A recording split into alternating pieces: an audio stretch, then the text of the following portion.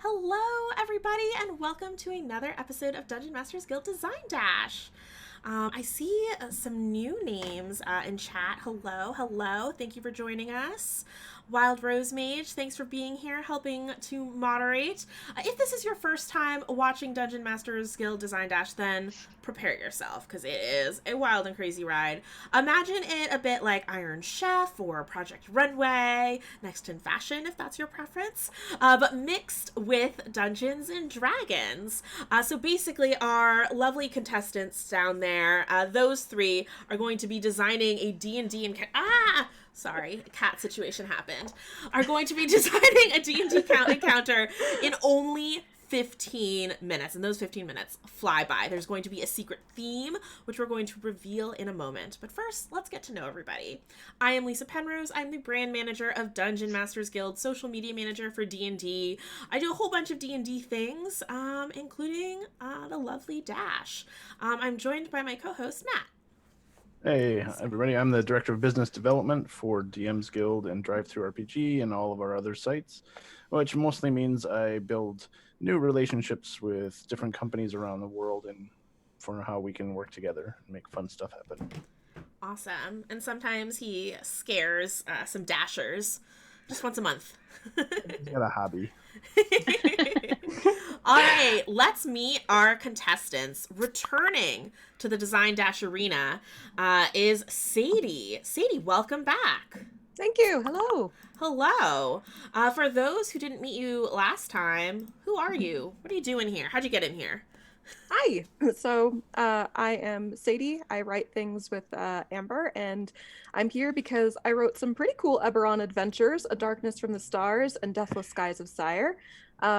Since then, I have also published the bestseller Adventures Domestic Handbook with Lydia, Sierra, and Kayla, which just hit Electrum in the last 15 minutes. Woohoo! So, super thrilled to be here. Yeah, so you are a returning champion, so I'm wondering, do you have any advice for Beth and Imogen? I am the kind of person who, if you let me, I will like wobble back and forth on ideas for forever. Like, oh, is this the best way or is this the best way? Don't do that here. Whatever pops into your head first, or maybe second, but mostly first, just go with it. Just go, okay, that's what I'm doing. How can I make this the best idea possible? You don't have time to guess or flounder. So, and have fun. That's what I love about Design Dash. It's fun. Don't stress yourself. Just have a great time. Yeah. Sometimes that first idea that pops into your head is illegally distinct. Definitely not on the Disney Channel movie. No, not at all. Our next contestant is Beth Ball, who I actually mentioned last episode, I believe. But Beth, introduce yourself.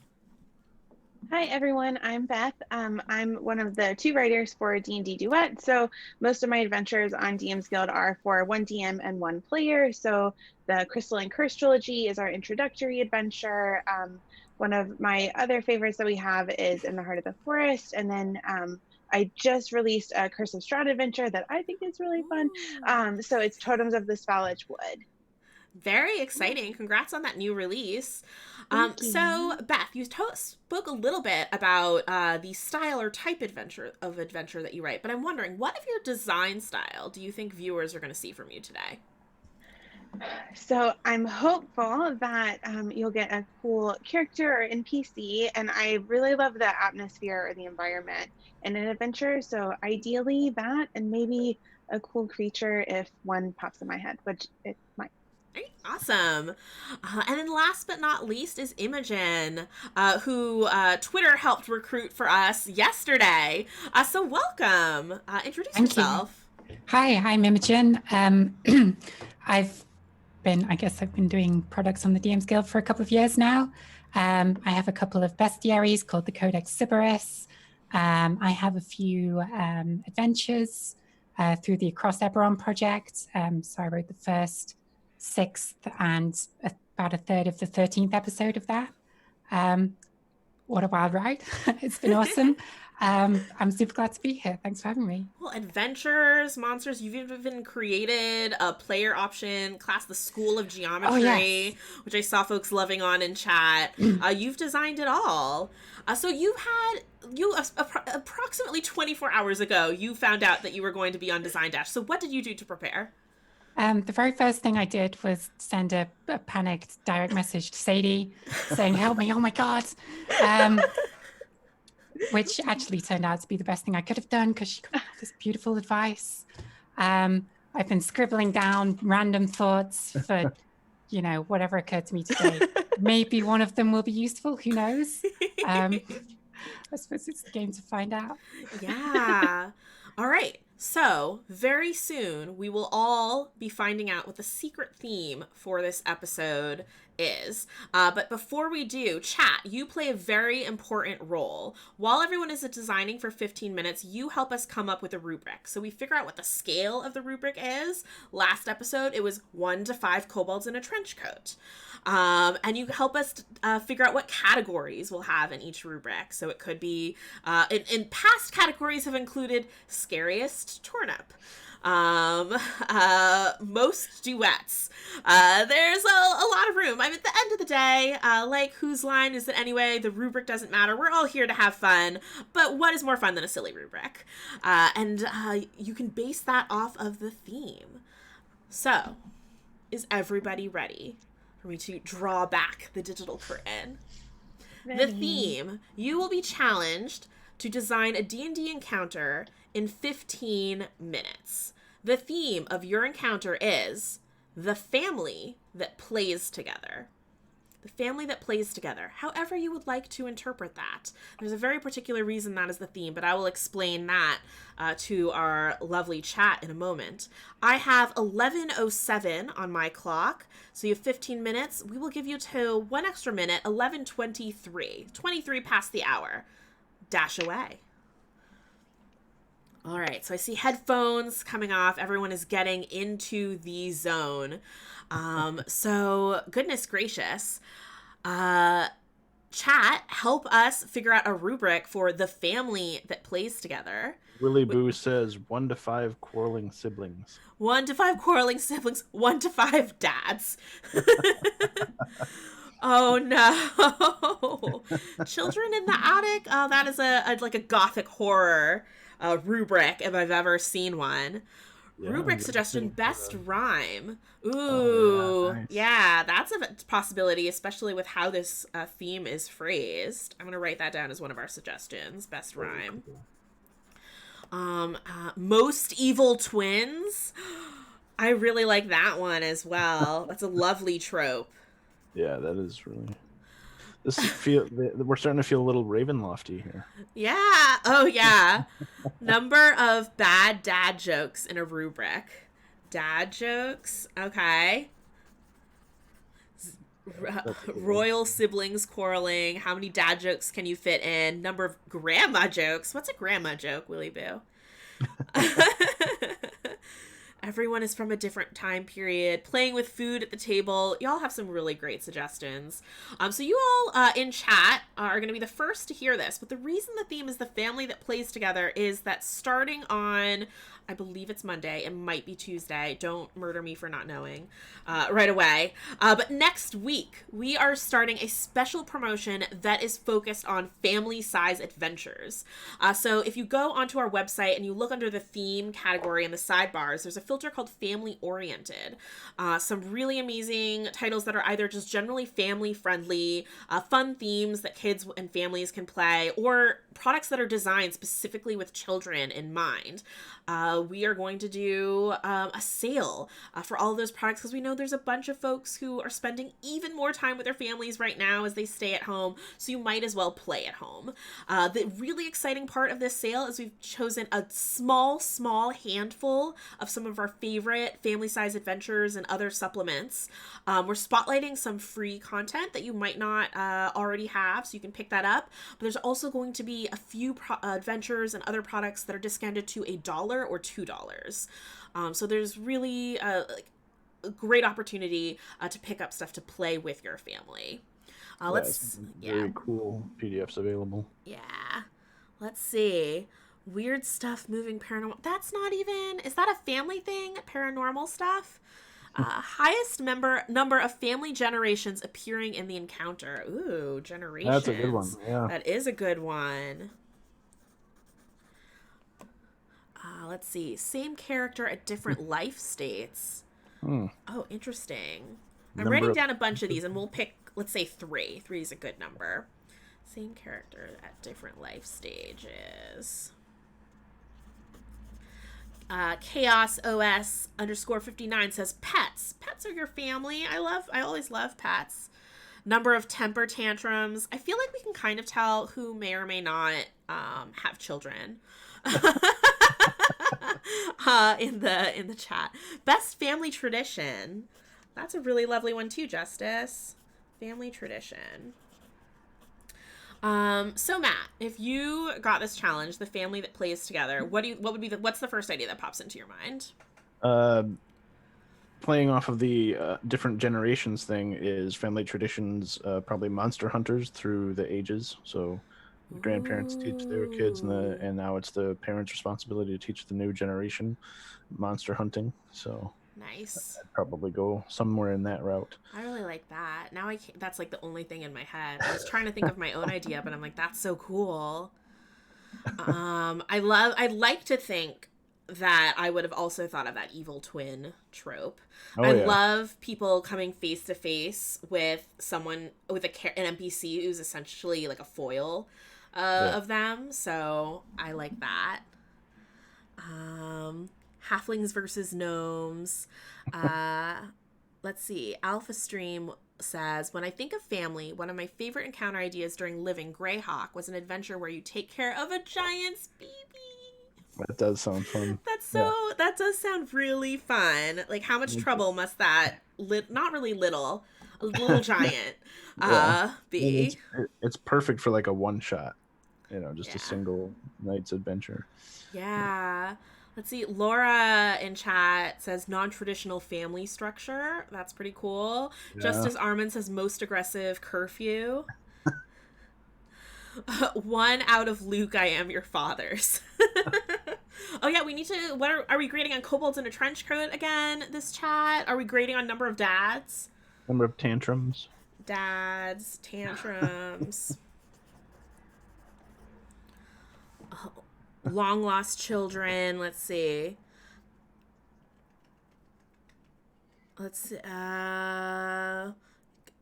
How well can you Muppet Babies the classic D&D paragons? Oh my gosh, my cat is a menace. This is the second time. Sorry, she just like jumped on my bare legs. I'm wearing a skirt with like all claws. Oh, my heart is racing and I'm not even dashing. Wild Rose Nation, 1 out of 10 identical twins. 1 out of not in my house. Number of dads in a trench coat. Dads in a trench coat. I have this feeling that trench coats are going to sort of be an ongoing thing. I love that. 1 out of 5 sitcom audience laughs. 1 out of 3 Scrooge McDuck nephews.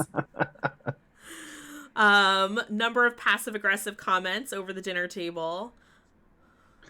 Some of these people have been to my house. Let's take a peek, actually, at what everyone has done so far. So I'm going to jump over there. We're going to start with Sadie. And she's got the theme written up front, the family that plays together. Adventurers receive a mysterious summons to a local theater, though no details are present. Ooh, a very grand reward. 15,000 gold pieces. That is rich. Oh, but it seems like I'm kind of getting the sense that things aren't all that they seem. Nice. Let's see. I'm going to try my mouse is acting weird. So, yeah, there we go. Shreve Harvey. After Sadie's definitely not High School Musical inspired dash last episode, I'm kind of wondering, Shreve Harvey, we might see some other cameos. I'm going to jump over to Beth's design. And it looks like we've got a rhyme. So if we do put rhymes in the rubric, Beth has earned herself one dad in a trench coat. Ooh, change the font. That's fun. Deep in the mountains, a family of adventurers have happened on an abandoned camp. Ooh, and then something happens while they're sleeping. Another family, a colony of pixies, dust them with fairy dust. I love when people bring in Feywild stuff, because that always is just very magical and evocative. Allows for lots of weirdness in a short time. Yeah. Ooh. Oh, wow. We've got quite the writers on this dash. There's already... we are 8 minutes in, and they've already got like a few pages of ideas down, which is always exciting to see. Yeah, Wild Rose Mage has reacted so many words already. Alpha Stream agrees and says, Faye is great, limitless fun. For real. That's what they're all about. Let's see what Imogen's up to. Let's see. The players are tasked with heading deep into the demon wastes in search of valuable treasure. Who knows what unspeakable horrors lie within? I feel like we've got 3 extremely different dashes that are about to get thrown at us. Nice. Yeah. Justice Armin says, I'm so jelly of how fast other people write. So am I. For real. Laura in chat is very excited about an Eberron adventure. Jack says, demons have families too. I don't want to spoil myself, but I really hope that when we scroll down, this is about a demon family. Okay, so here's another rubric suggestion. Random number of unknowing saboteurs who forget when they sabotage and no one knows why things keep getting messed up. Skyblood Orchid, that seems very specific. Extremely specific.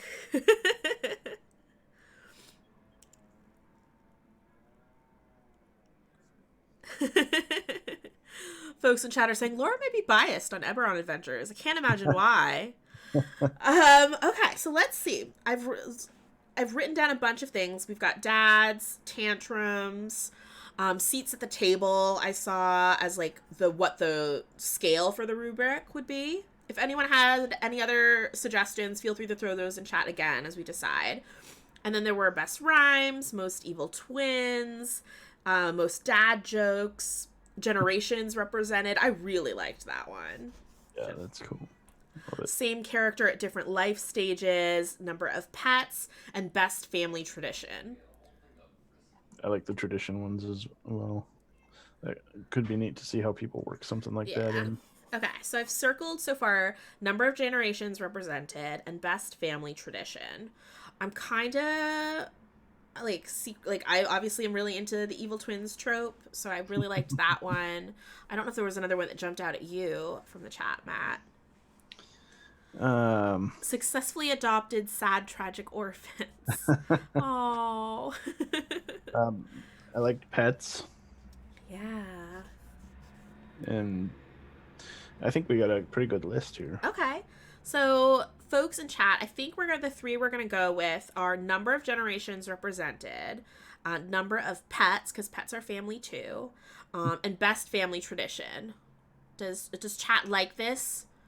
We can't have most Eberron as a rubric. I think that doesn't seem fair after we've seen the adventures.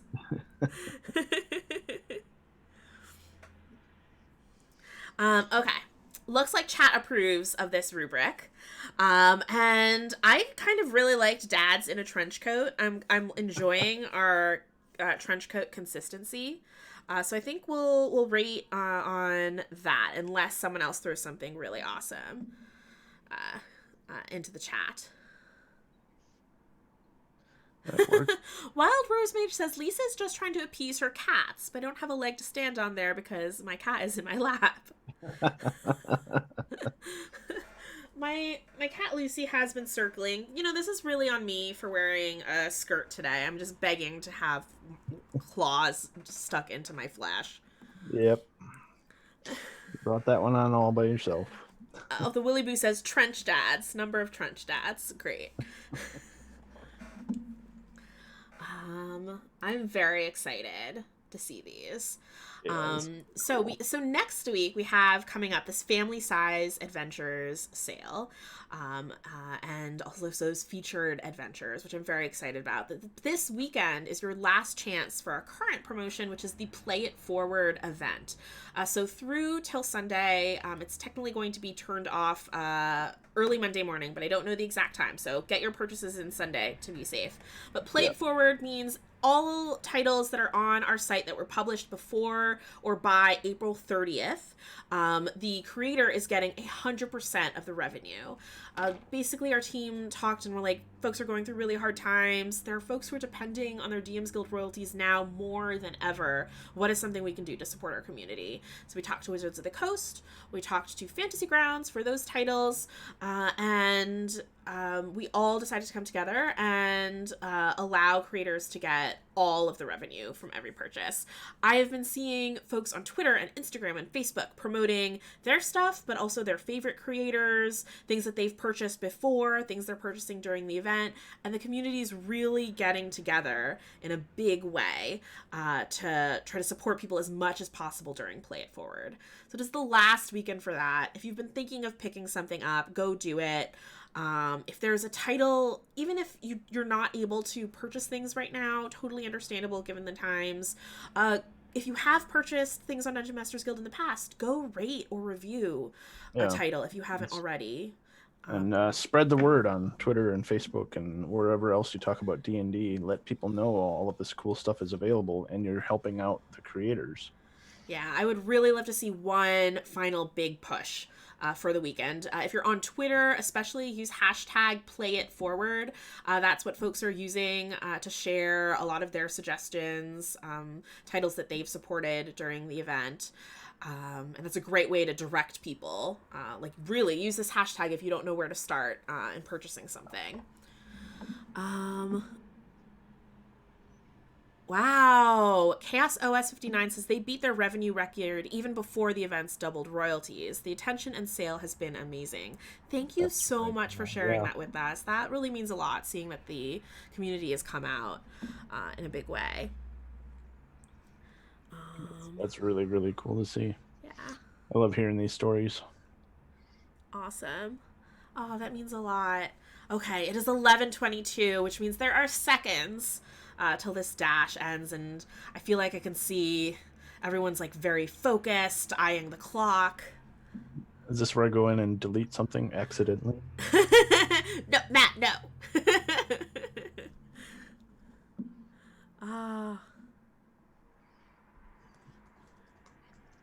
Sorry, I went quiet for a second because I'm reading chat. I love hearing everyone's discussions.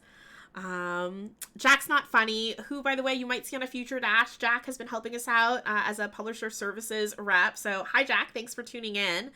Says to go follow DM's Guild on Instagram. Jack has been manning that. So our Instagram's different from our other social media pages. It's more of a gallery of amazing covers because you all produce some amazing covers. So really, like if you just want beautiful pictures, go follow DMs_guild on Instagram as well. But oh my goodness, as I was saying that, the clock pushed over to 11:23. I'm going to hop into the Zoom. I'm going to call time. Jack says I can delete. See, it's right there in chat. Jack, you do not have that power. No, Jack, no. All right, I see headphones coming back. I can't tell if... Oh, Beth, did you put your... Okay, I was about to go into your document, but all right. Everyone is hands off the keyboard. And how was that? Was that what you expected? Did it go by really quickly? What is time? Oh my goodness. Okay, so let's not waste any time. Let's jump right into seeing these dashes.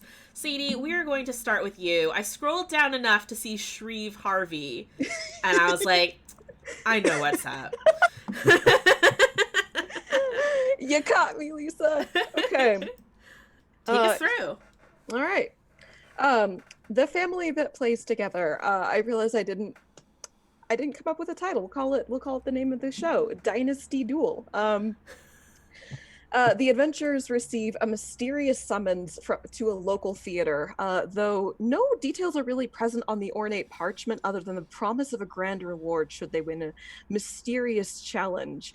15,000 gold pieces. The intricate gold ink splays over the borders. It is yellow and orange, and it's got lots of dots around the border. The spots are a particularly interesting decorative note, but with such a high reward, the party has to investigate, right? Going to the theater armed and prepared for whatever show or challenge awaits them, they are greeted by a beautiful dark elven man named Shreve Harvey. With a smile that has seen 1,000 games and 1,000,000 mistakes, Shreve proclaims the terms of the challenge. The wizard family, the Pendragons, are bored of fireballs and thunderbolts. They are in search of an intellectual challenge of a lifetime. And after hearing about the party's escapades across the continent, and which make the party the foremost expert in many things, they have invited the party to a challenge of wits in a game they call Dynasty Duel. Dynasty Duels is composed of a series of questions, and the players must face the Pendragons, all of whom have a very keen intellect. The family is composed of Zephelia Pendragon, an evoker wizard with an impressive nose and a steely gaze. She is the matriarch, and she is not to be underestimated. Pendley Pendragon, who, despite his somewhat poncy name, looms far above the others with impressive shoulders and a snarl. Roxia Pendragon, the cunning daughter who lounges very lazily to throw off her opponents. She's draped in finery and gives off an air of not caring, which is a very clever disguise. And Umbril Pendragon, the youngest son with much to prove and a thirst for acknowledgement. Okay. The party is asked questions regarding the locales they visited with a startling amount of detail, as if the Pendragons know exactly where they have traveled and exactly what the party has done. The party must pass escalating dexterity checks to beat the Pendragons to this arcane sphere that buzzes every time you smack it. And any wrong answer is given to the Pendragons, who nearly always get the question correct. They get the answer right.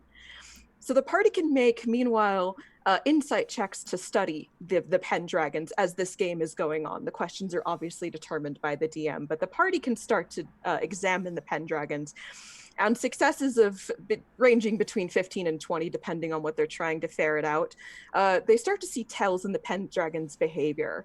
The Pendragons know things that they shouldn't. They start trying to hit the buzzer before the question is finished. And they answer the questions with personal details about the party that they shouldn't know. If the party senses something is off, they can also make Arcana checks. And a success of 20 or higher determines that they are losing intelligence points every time they hit the buzzer. What? Oh my goodness. Shreve goes into the second round, which they claimed at the beginning was a sudden death surge of answers, but it isn't. Every time the party slapped this sphere of buzzing, it took a piece of their intellect and their souls, and the Pendragons reveal their true desires. Their secret quest for immortality is not so important to them as much as renown, and the party threatens them in that aspect. So the party must now go into battle with their intelligence lowered and their souls at stake. And the Pendragons are now at full power, having soaked in the souls and the intelligence of the party. I imagine them being an array of high-level wizards, each of a different sort. Shreve was an unknowing victim in all of this. He just wanted to play the game, and if he liked the party well enough, and if they impressed him, then he can be persuaded with a DC 14 persuasion check to join their side, and he rips off his jacket to reveal hulking muscles underneath his cloak. He is a level 7 barbarian who immediately goes into a rage, having seen the challenge of wits he loves so blasphemed. The Pendragons do not stop fighting until all of them have been defeated. They will protect each other at any cost. Only when they are all defeated does the party regain their intelligence and can decide what to do with the powerful family. Knowing that the Pendragons have intense political connections and stores of power that hold a threat even after their defeat, so tread carefully. They can also help Shreve rebuild his glitzy theater and return to his game show glory. That is wonderful. I loved that twist. I was very, very shocked to learn it was draining intelligence and souls. What a trick. I totally forgot to tell you all what the rubric was going to be. So before we ask you some questions, Sadie, I'm going to share that, and then chat. If you have questions for Sadie or anybody, just ask, put question in all caps at the front, because that makes it easier for us to see. And also feel free to comment on what you think each encounter should be graded on the rubric. So the scale is 1 to 5 dads in a trench coat, affectionately known as trench dads, 1 to 5 trench dads. And it is, we're grading how many generations are represented in the encounter, how many pets are in an encounter, since pets are family too, and most interesting family tradition. Okay, so chat, discuss what that should be graded, what this encounter should be graded on the rubric, and let us know if you have any questions for Sadie. But in the meantime, was this the first thing that popped into your head? Yes. Yes, and you were like, I'm just gonna go with it. I went, game show, go. I adore that. You had the 15 minutes. It looks like you just finished. Is there anything that you would have developed more, or something else you would have added had you had a little more time to go through? Yeah, I would have added more mechanics into the game show section, and I probably would have added more ways in which the party could sort of suss out what's going on, as well as rules of what would happen if they figured out ahead of time what was going on, like if they actually perceived that their intelligence was being drained. That would have been really fun, and to kind of give that branching path of like, do you realize before the final round? Do you not? What happens? Probably also a couple more mechanics in the orb itself. Like if there's an orb that can drain intelligence, it can probably do a couple of other cool things. Ooh, I'd almost like to see that worked into the final combat more. Yeah, like lair actions. Yeah, exactly. That would be sick. That would be fun as heck. I feel like it would be really fun to have like quirks or flaws related to your intelligence being drained, and just kind of start handing those out to players. Yeah. To see if even the players themselves can figure out what's going on. You start slurring your words. Yeah. Yeah, exactly. Yeah. That sounds like lots of opportunities for misdirection as well. Yeah, that's true. Kind of throw them off. Maybe also start making Shreve almost seem a little suspicious. Yep. And Or Shreve. Shreve could think it's something other than that, so that could lead them down the wrong path. Yeah. He just wants to play Dynasty Duel. Bunker Man in the chat says players will definitely steal that orb for later use. So it'd be interesting to see if you allow that, or if there's if it gets damaged during the fight but then is still a magic item of some sort. Yeah. Chaos in chat says rest in peace, artificers and wizzies. Folks love your narration skills, so they think you should get 5 bonus stats for that. Thank you. So this is your second time in the dash. So how did this compare to the first time, your experience? The first time my idea was way too big, and I knew that going in. I was like, after coming out of that design dash, I went, okay, Sadie, you just tried to write like an entire school semester. We're not going to do that this time. We're going to write one encounter. And so having that goal for me actually really made this a lot smoother. I had one encounter actually, and it was a lot smoother. I was a little more nervous about this one because I'm like, I'm not riding off of the power of Zach Elfron. He's not here to carry me to victory this time. But I had a lot of fun. I don't know. I feel like Shreve could like physically carry you to victory. He could. Level 7 barbarian. You guys know Steve Harvey's a barbarian. You know he is. Oh my goodness. Wild Rosemary, Shreve will carry us all to victory. Matt, do you have any other questions for Sadie? Was your idea for the orb something that they've kept for a long time, or was this something you think you would introduce for the encounter like immediately? Like, Sorry. How the family decided to use the orb to go after the characters. Ooh, yeah. I see them as the kind of family who's probably had this in their possession for, like, they've either had it in their possession for some time, or they've been crafting this for a really long time. Like, they're not the kind of people to decide something flippantly. Like, they've been building up to this. So either they've been using this against people for years, or they've been paying large sums of cash of gold to the best artificers to make this thing, because that was their goal. I think then, I don't know if Matt, as this was your intention in asking this question, but we may have a contender for best family tradition. Yeah. Does this count? Does this count as a tradition? Chat, you tell us. If an evil orb that drains people of their souls counts as a family tradition. If you've had it for a long time. In the meantime, as chat decides that, we're going to move along to Beth. But thank you, Sadie, for sharing Dynasty Duels with us.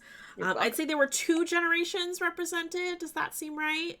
Yeah. And I believe 0 pets. So 2 generations, 0 pets. Potentially best family tradition. We're starting out strong.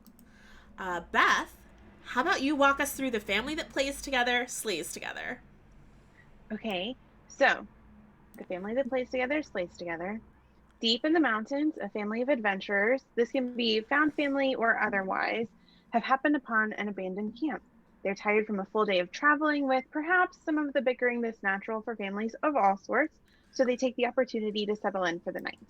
While they're sleeping, another family, this time a family of pixies, flies over the campers and dusts them with magical fairy dust from the Feywild to inspire pleasant dreams. This would work well if pixies were less mischievous and adventures were less epic, but the pixies' magic accidentally conjures a green dragon. Oh no! Because because the adventurers' imaginations kind of compound into this dragon. And so I have just a little bit of box text for the DM to read. So, your dreams shift from ones of pleasant gardens, the woods where you've been walking, a beautiful waterfall you saw in your travels, to a more sinister environment. Thick gray fog rolls over your campsite, obscuring your vision. The vines nearby begin to grow and stretch, entwining your limbs and encircling your companions. And then I did want to add in a mechanic here too, because I know that some adventuring parties, especially depending on what they're anticipating, will have things like an alarm set, or they have the little thing that spins around that lets them know that they can't be surprised, for instance. And so I wanted to add in a mechanic that the Pixies' magic somehow kind of subverts this to where you could still surprise the adventurers. And so then for the Green Dragon, her name is Elvira. She's recently struck up a romance with a local bronze dragon. His name is Stuart.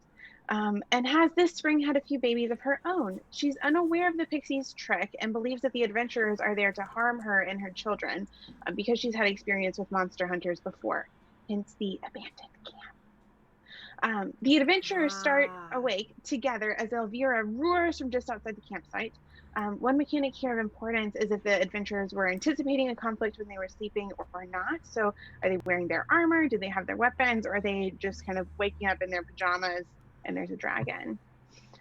The baby green dragons are very curious about the sleeping party and have contributed to the problem by running into the middle of the camp to investigate. So when Elvira accuses the adventurers of capturing her babies, she's sort of correct. And so then the party has a few options while they get their bearings in their pajamas. Are they going to attack? Are they going to try to make peace? Are they going to hold the baby dragons hostage? Or will their friendly party direwolf adopt the baby dragons? Maybe she wants some baby dragon puppies. Who can say? So if matters turn violent quickly or otherwise, the Pixies may intervene and begin manipulating the forest around the party and the dragon. And so I made just a quick D6 table of things that could happen. So a unicorn appears mid-main grooming and is surprised to find herself in this circumstance. One of the family members not present on the trip suddenly appears in the forest from wherever it was they had been before. If this is a found family type of situation or a family of adventurers, it could be a beloved ally who we kind of want to see coming back in to see the party. A family of Fey bears, distinguishable for being bright blue. That's how you can tell they're from the Feywild. They stop singing their family hunting song and kind of look around the camp. One of the party's former enemies shows up. And then I was thinking about different ages of people in the party potentially. So this could be a dreaded teacher of one of the children, someone from the parents' earlier adventuring days. Maybe the direwolf companion has a squirrel she particularly hates who shows up. This could be flexible. All the plants in the area break into song, or pale green flames surround the campsite and sway gently in the smoky environs, taking on shapes of shadowy creatures from the Feywild and from the party's adventurers, which could also kind of foretell future adventures and things that they might run into. So, yeah. Oh my goodness. Wow, there's so many fun little colorful details in this encounter, which make it really delightful. I'm super impressed that you came up with a D6 table in only 15 minutes. I'm wondering, was there more that you were planning after the D6 table and then time was called? Or like if you had 5 more minutes, what you would work on? If I had 5 more minutes, I think I would work on the dream mechanic a little bit more, and so kind of flesh out to how we got here. So it's not just like you wake up and are in a combat, but like how could the DM set up different potential reactions to where the players think they are? So what were they dreaming about before, and then they wake up at this campsite? And I think I would make the campsite a little bit more interesting too. So maybe there are clues embedded there that this is some sort of a magical place, but kind of misleading as to what sort of place it is, since a dragon's there and pixies live nearby. My goodness. Yeah, folks in chat are saying they really love the attention to detail. Also, like, they love random tables, so they like that you included one, but also feel like it's next level that you included one. Thank you, chat. We've got That was great. we've got Oh, a you're a direwolf master of pet. detail. We've got the direwolf pet, and the direwolf has its own pet squirrel. So we've got Yeah, so we've kind of got 2 pets. I saw chat talking about the number of generations, and because you have 3 families in here, I feel like that's at least 6 different generations, like 2 per, like a minimum. 2 per So party. 6 plus generations of family in here. I don't know if this is a family tradition of the pixies. Chat, I'll actually leave that for to decide. Is this a family tradition for pixies to go around sprinkling dust on people? L Simon 20 really liked the unicorn mid-main. That's a really fun little thing. I feel like a dungeon master could. It's a sentence, but the DM could run with it. Mm-hmm. the Fey bears would terrify my players. I also like how when you were going through the D6 table, you were like, they're blue. That's how you can tell they're from the Fae. Like, just very matter of fact. And then moving on. Chat, do you have any questions for Beth? Put question in all caps. And then while chat is catching up to us in the stream, Matt, did you have any questions for Beth? So what kind of non-combat encounters would, or possible resolutions would you have added to this if you had a few more minutes? If I had a few more minutes, I would like to complicate maybe the conversation between the party and Elvira by maybe fleshing her out a little bit more. So, I mean, her children are kind of in the middle of this campsite, which would be alarming, but I wouldn't want it to be immediately solvable by like, whoops, sorry, and then you just hand them back. Right. And so are they like playing in the adventurous stuff so they look caught? But I also don't want it to be a case where the party, I mean, they are caught in this circumstance that they didn't intend, but I still want them to have options too. So I don't want them to be kind of agency-less facing this dragon. But ideally, the kind of waking up surprise would create some kind of cascading possibilities that go well or go poorly. And if this were a fully fleshed out thing, there would be different types of mechanics where like your charisma check is going, or if you try to cast a spell on her, this is what might happen. And that could be cool with the campsite too. Maybe it manipulates some of the magic that people are trying to use as well. So you try to charm her, but you charm your grandmother instead, like. Or the squirrel. Yeah. Or charm the squirrel so it just like kind of sits really calmly instead of chittering away. Chat does have a question, and it's a very important question. Transmutress wants to know, how did the dragon lovers first meet? Okay, well, so I think that Elvira is a bit of an explorer. So she was just kind of going through, and then Stuart has been admiring her for a while, kind of on her travels. And so he started leaving little presents along the way, kind of on her paths, and slowly won her over. Because I wanted to play with the dragons a little bit, where you normally have the chromatic and then the metallic, yeah, and the metallic, but to kind of cross a little bit between those two with this like little dragon family, which I think would make the babies a little bit more complicated, but they'd be so cute too, like all bronzy but green. So yes, he left her lots of presents and kind of slowly won her over, but she is of course maintaining her independence as a green dragon, so she's going to keep the kids and just send them to him for the summer or something. Oh my goodness. Grinning Greg in chat, where there it is. I want art of baby bronze dragons with a green patina. Cute. Yes. Can someone make that happen, please? Who's watching this? And then we didn't end up choosing it for our 3 rubric things, but Laura, I believe it was, in chat, suggested unconventional families. And I think between like found families and this very unconventional dragon family, had we thrown that category in, which, I mean, we are the keepers of this show, we could, you certainly would have 2 of those as well. Lovely. Okay, that was delightful and fun. I love how different the encounters have been so far, and just even from peeking at the very start of the next encounter, I know Imogen has something very different in store for us. So thank you for sharing that with us, Beth. We're gonna jump over to Imogen now. Talk to us about demon wastes. Okay. I'm going to blame you for this one, Lysa. Or rather, what's happening in the background of your shot. Oh, So I didn't get to a title either, but this is a adventure about a family drama that has been playing out over tens of thousands of years between ancient immortal beings. The players, as we join them or at some point in this adventure, are tasked with heading deep into the demon wastes in search of whatever valuable treasure they can find within. Somewhere along the way, they have a tip that there is a special tower hidden deep within the twisting labyrinth. But of course, only the strongest heroes can best it. On traveling towards, through this labyrinth and towards the tower, they eventually come to the construction itself. Multi-story construction of geometric shapes towering into the sky. Geometric shapes, huh? Yeah, cubes, cylinders, all that fun stuff.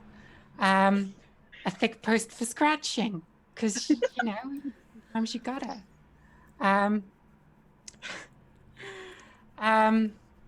So, a note for those of you who like rolling skill rolls here.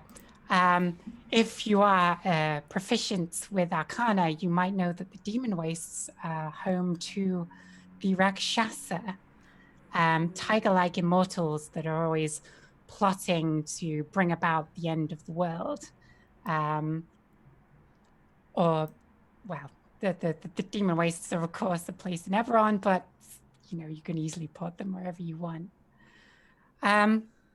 So when the players head deep into this strange tower, they find some strange artifacts scattered about the lower levels. Maybe there's a giant ball of twisted yarn. There's a chewed up toy that looks something like a very large mouse. Who can say? And stranger still, the walls of the tower are made of a soft carpeted material. You can all see where this is going by now, I'm sure. So they meet their first denizen of the tower, a young Rakshasa who has everything to prove to beat these new heroes. She's rather small, bless her, but she is a Rakshasa and thus a powerful demon that must be defeated. But she seems rather tired. She's all hunkered out and playing with these toys, and honestly, who can be bothered to play with mortals at this time anyway? She will put up a fight, maybe with some kind of mechanic where you can tell that she's pulling her punches. You know, her heart's not in it. Ugh. I'm immune to low-level spells anyway. So maybe she'll just roll a lot of crit ones. But perhaps it'll become obvious to the PCs that she's not really their enemy. Instead, her enemy is whoever dwells at the top of the tower. As it turns out, her brother, a rival Rakshasa, who, you know, is hoarding the wealth at the top of the tower for himself. So, where have you installed the security cameras in my house that you know everything happening in this household? It's a tale we all know very well, isn't it? So maybe you leave the young Rakshasa, the kitten, behind, or maybe you decide to team up with her and oust her vexing brother. And what follows then is, you know, more mechanics, because I suppose we do have to have some of those. Ascend the tower, climbing, swinging from rope to rope. Maybe the brother is sending down some evil minions to interfere with all your attempts to climb to the very top. Perhaps the rival Rakshasa himself will even try to brush you aside. But eventually, oh yes, thanks for the highlight there. Maybe he'll throw fireballs, maybe he'll throw hairballs. Magic hairballs. You got to run with the theme. So at the top of the tower, we meet the kitten Rakshasa's big brother, Fluffy. A fat old thing with a mean streak, even for an immortal demon. Doesn't want to let the kitten or the players play up at the top of the tower with him. So what are you going to do about it? Well, the climax of our encounter is our sumo wrestling battle with Fluffy. Can you push him off the top of the tower? Or will you try some other tactic? Maybe you could team up with Kitten so she can finally topple her brother and solve this ancestral conflict once and for all. Of course, she is one of the few people who can break through Fluffy's magical defenses. But maybe you want to take a different approach. Maybe instead of ousting Fluffy, you teach Fluffy and Kitten to play nice. Maybe they can share the top of the tower. Or maybe you can invoke the name of the demonic overlord, Cat Tulkesh, to send them both out of the room. Maybe to the bottom of the tower. Maybe they get shut out of the labyrinth altogether. But you've got to be careful with that one because you don't want to anger their parents. So, once settling this familial conflict, you will have access to the chewed up holy relic at the top of the tower. Because they've probably gotten bored of it by now anyway. Even if you asked of them, that's what they wanted in the first place, you know. You don't get to make decisions for them. And I suppose that's where we stop. It does Oh, seem you boy. got to the treasure. So you did seem to get through most of your thoughts by the time. So I'll ask you the same questions I asked Sadie and Beth. Like, if you had 5 more minutes, what do you think you would have worked on? I was thinking about what I could do with the ancient demonic relics they found at the bottom of the tower. That is to say, that the Rakshasa toys. I don't know if there's some mechanic you could do with trying to persuade Fluffy with cat toys or something. Throw them off the tower and he goes down. But maybe they could be powerful artifacts in their own right. I think there's room to expand on that. Yeah, speaking of those, the Willy Boo in chat says, I never thought to give my players chewed treasure.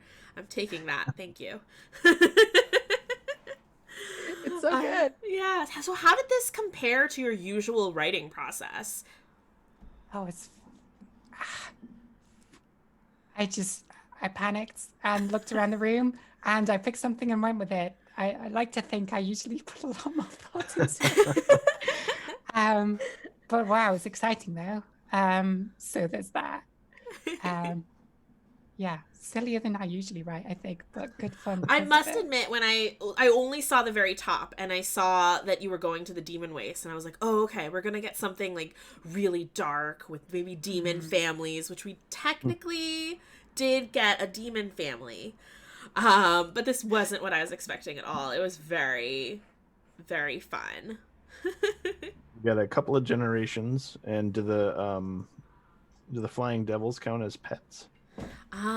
Perhaps, but I also kind of feel like everyone in this counts as pets.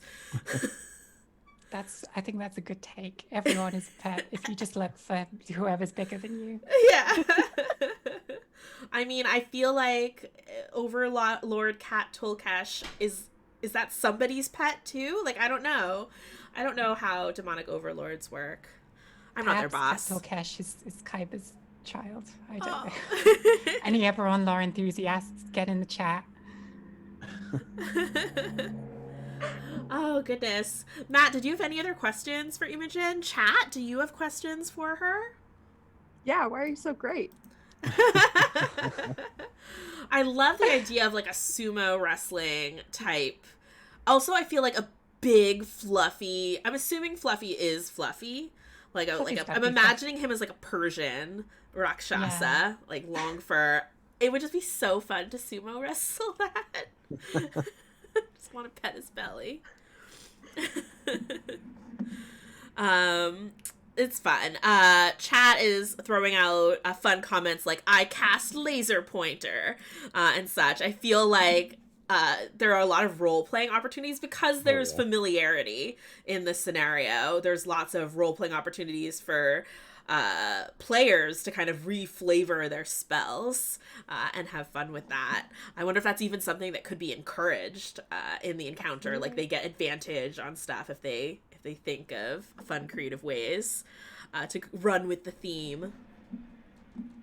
I also like that you only have 15 minutes, so it's tough to really dig into mechanics here, but I like that you gave it thought throughout and added notes. That way it's very easy, like on a second run through, to go through and be like, okay, let me dig into what these mechanics are going to be. But you have notes on skill checks and ideas of DCs that you'd want to see things at. I also like how open-ended it is, both the immediacy of trying to get out, but there could be repercussions as you've now changed who's in charge of the tower, or whether or not either of them have decided that the PCs are now pets that they can send on other missions. Oh my gosh, the PCs are pets. Everybody is pets. Oh yeah, get adopted by a Rakshasa is the dream. Right. KKRP12 says, I don't have any questions, I just want to run this. And Share DVI wants to know, would protection from evil work? Protection. We see what you did there, and we appreciate it. Thank you. That was a catastrophic pun. Oh my god. Started. Well, goodness. On that note, we just had 3 really amazing dashes full of lots of fun and lots of like really interesting little details as well that really bring an adventure to life. So thank you, Sadie, Beth, and Imogen. Chat, if you enjoyed one of these encounters in particular, know that I am going onto our Twitter at DMS_guild, so at DMs_guild, and I'm going to put a poll together, and you can vote for Sadie, Beth, or Imogen to come back next month to dash again against 2 new folks. So the power is now in your hands. But we did have this very pointless rubric rated out of Dads in a Trench Coat. And I feel like I'm going to go ahead and say, Sadie, you are our winner of Best Family Tradition. I don't see anything more fitting for Thanksgiving than an evil orb that steals your soul. So congratulations, Sadie. Beth, with all of the different families and unconventional families in your encounter, you for sure win most different family generations represented. Hooray. And Imogen, everything was a pet in your encounter, so you win most pets. The rubric really worked out this time. So we have Dragon Talk nipping at our heels, so let's go ahead and do some outros. Let folks know again who you are, plug anything that you've written or anything else, and where they can find you if they want to follow you on the interwebs. Sadie. Hello, I'm Sadie. I am a writer, editor, artist. You can find me at the word incandescent with a weird awkward A stuck in it, incandescent. I'll change that at some point, I promise. I've got lots of fun stuff coming up, so feel free to follow me there. Yeah, hit that follow button. Beth. Hey, hi, I'm Beth. You can find me at teendduet.com or my adventures on DM's Guild. Or just really fast, if you like fantasy novels, I just released my first book this week. It's called Buried Heroes. So you can also find that at bethballbooks.com. Very exciting. Congratulations. Yeah. Imogen. Hi, I'm Imogen. You can find some of my DMs Guild stuff at dmsguild.imogen.space as a URL, or my Twitter is at IL Gingell, that's Gingell. Look out for my next adventure is out soon. It's called Escape from New Adra, being published through Across Eberron, which is a venture into a psychic, oppressive, scary place. Should be fun. Look out for it. Right. Matt. You can find me at MMM666 on Twitter. When I'm not doing DM's Guild and Storytellers Vault stuff, I just released a new Geist anthology through Onyx Path Publishing. So check that out if you like ghost stories. Ooh. And I am Lysa Penrose, at Lysa Penrose, across the internet. I am brand manager for Dungeon Masters Guild, social media manager for D&D, and I do a whole bunch of D&D things, Animal Crossing things too. So follow me on the internet for that. If you enjoyed the show, you're curious about Dungeon Masters Guild, go to dmsguild.com. We're a marketplace for all sorts of licensed 5th edition adventures, supplements, player options. Basically anything you can think of is probably there. If it's not, you can even publish it yourself. So check out dmsguild.com, at DMS_guild on Twitter and Instagram. Look us up on Facebook. We've got a creator group there as well. Thank you so much for tuning in. I hope you will vote in the poll that I'm going to go post right now. That'll be up for a week. And stick around. Don't go anywhere because Dragon Talk is coming up next, and Greg and Shelley have a really great guest this week. So bye, everybody. Thanks for tuning in.